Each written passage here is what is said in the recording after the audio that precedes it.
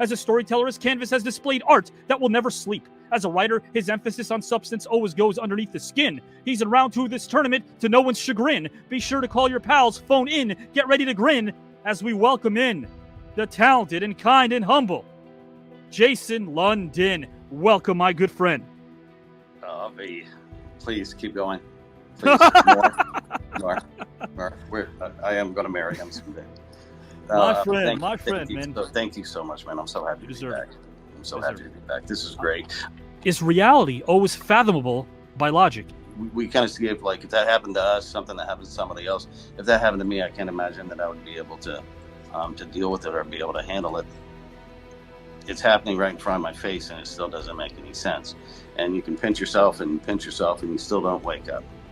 And so, is reality fathomable by logic?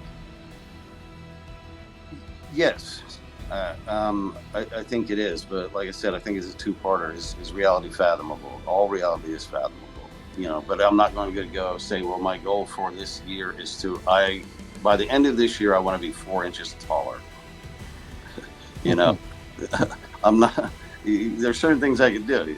I could put on 15 pounds of muscle if I wanted to. I could lose 15 pounds if I wanted to. You can change the color of your eyes by using contacts. You can do things like that. Change the color of your hair, things like that. But if you're going to say, I really want to be taller, and what am I going to do? You be like Stallone and just wear some big, thick boots or something like that. But trying to force reality to be something that you want it to be versus logically looking at it for what it actually is something that is helpful, because I think a lot of times it's a lot easier rather than even drifting to sit still and wait for something to come to us. AC Glenn, Pete Babcock, and Jason London are going to plug in any of the following people into their own cabinet if they were commanders-in-chief.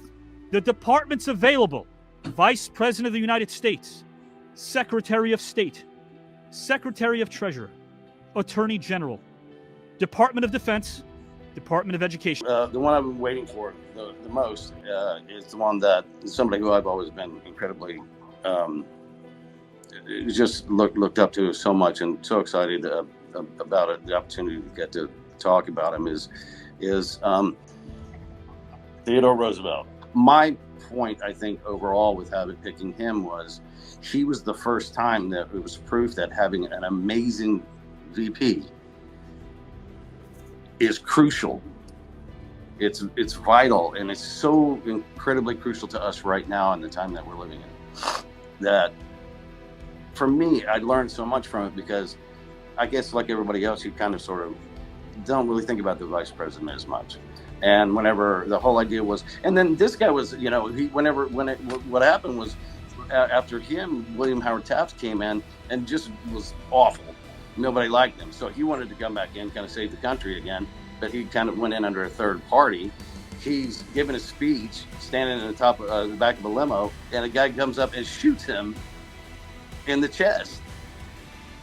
And it hit his glasses case and his speech. He had a 90-minute speech that he had in his pocket. And he went ahead and went on. He looked down, he coughed, there was no blood, didn't get the lung. And he went and he gave a 90-minute speech before the doctors insisted that he go to the hospital. Can't wait for us to delve deep into From London is Burning, our very own show. Right on, man. Great. That's great. Thank you guys so much. I'm huge fans, and you guys were amazing. So let me keep rapping. Her body of work is extensive and inspirational, as she lit up the screen in The Offer, Tremors, and Far Haven. Her artistry is innovative and fresh. That's definitely what 2025 is craving. So please welcome a talented, diverse, positive human being. Last name O'Brien, first name Erin. Welcome, my friend, to the tournament. That was so sweet. I'm definitely blushing. I don't know if you can tell, but I'm blushing. That was so sweet. To trust our pharmaceutical companies, but we can't go back and trust them anymore because of what we know.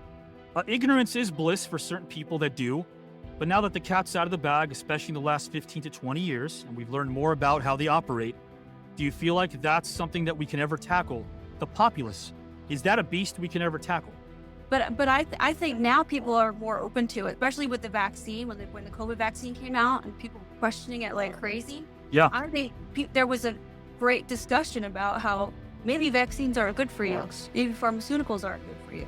So I think that's kind of great that people are now like open to it. I grew up sort of holistically, and now I'm very holistic. Like I won't take anything. Unless I'm like dying.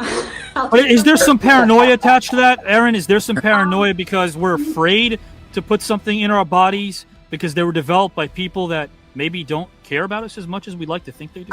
A little bit, but I just think they want you to get addicted. So, for example, like Right. you take one thing, then it has 17 side effects, and you're gonna have to take 7 other things to cure those side effects. But That's you right. can cure things from the root. My husband, for example, he's terrible, but he got colitis, and they gave him a antibiotic, and it had a black box warning that said you may commit suicide.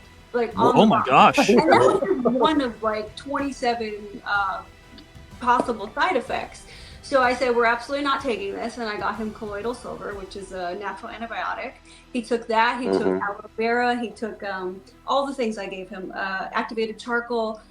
And Was it in small text that you might commit suicide? I'm just curious. Was that like microscopic almost? So as soon as we got it from the doctor, it was small. I started like researching like crazy, and then I'm finding all these news reports of people like going on different talk shows, and they're like, my son jumped off the bridge. Like, no, we're like, this is crazy. Like, it is. I'm so against. I mean, if you have to take something, Sure. you have to take something. I can't tell people what to do.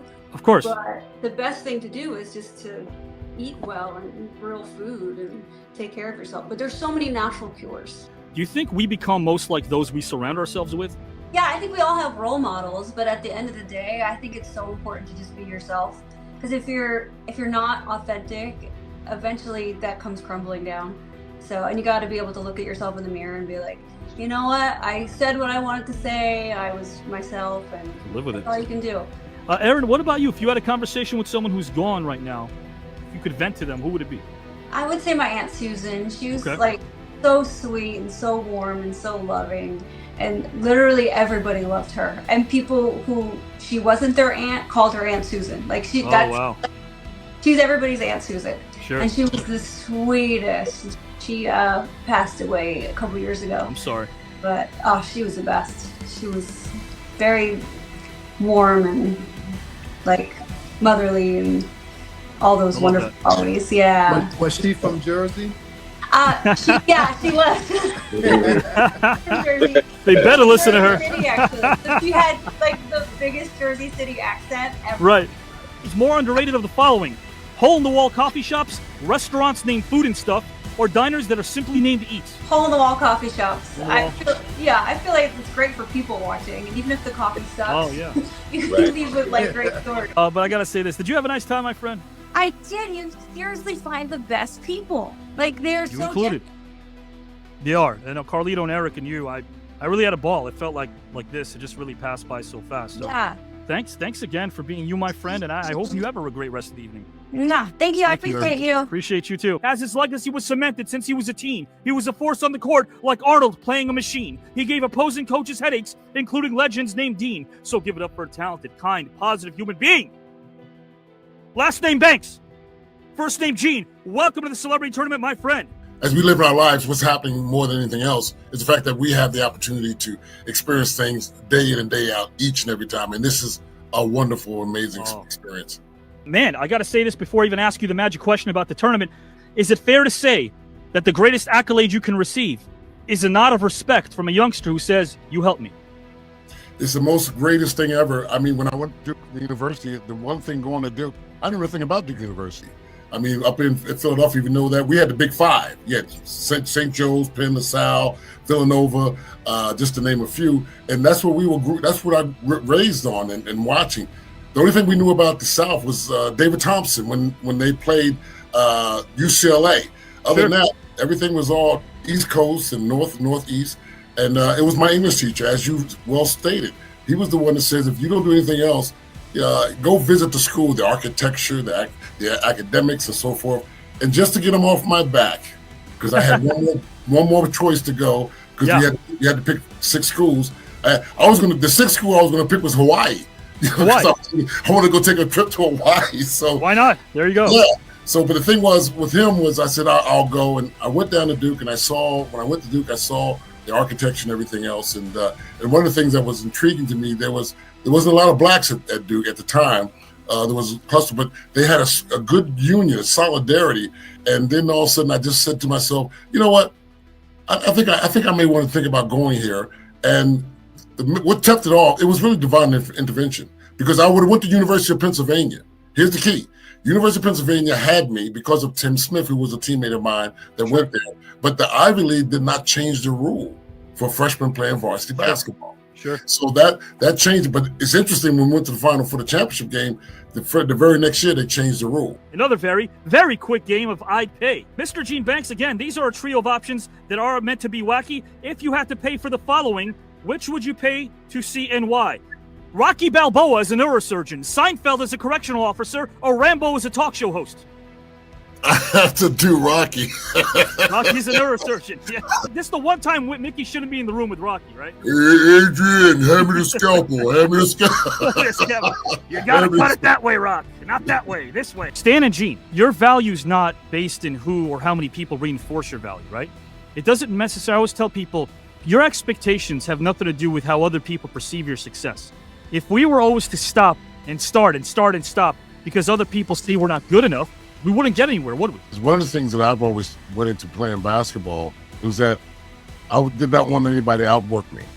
You know, I wanted to make sure I outworked, if nothing else, whether I scored a point or whatever, they were not going to outwork me. I'm diving on a cement asphalt trying to get a ball because I'm one of the young guys and the old heads. If you lose, you don't get to go out there. And I'm sure Woody experienced that. You're going to sit on the sideline. So I had to work hard. I had to earn my respect. So what Woody said, and the three things that's amazing.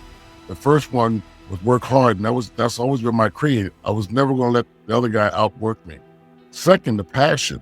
You know, when I was coming up playing, like you said, we played in a lot of the yards. I mean, I played Earl Monroe and Wilt Chamberlain. All those guys played in all these same areas. Walt Hazard, going back to so many guys, Ray Scott. You had to have a passion, you know. And I always keep telling people, when the guys are out in these basketball courts all over the city, especially Philadelphia, North Philly, whatever, it was really practice. It was just unsupervised practice. Sure. You know, and you can be innovative, like you look at Rucker Park and places like that, and 48th and Diamond and so forth in Philly. But it's a lot of practice. You get out there and you get another chance to go and do it again. It was just unsupervised. You didn't have anybody to pay. You need to do this way and that way. You almost had to figure it out yourself. Did you have a nice time tonight, my friend? Had a great time. I mean, I'm being serious. The Stan thing was one, and then Woody, because we see Woody. Sure. Debuting with the two of them, whether we go, like you said, whether we go on or not, this has touched my life. So thank you so much for that.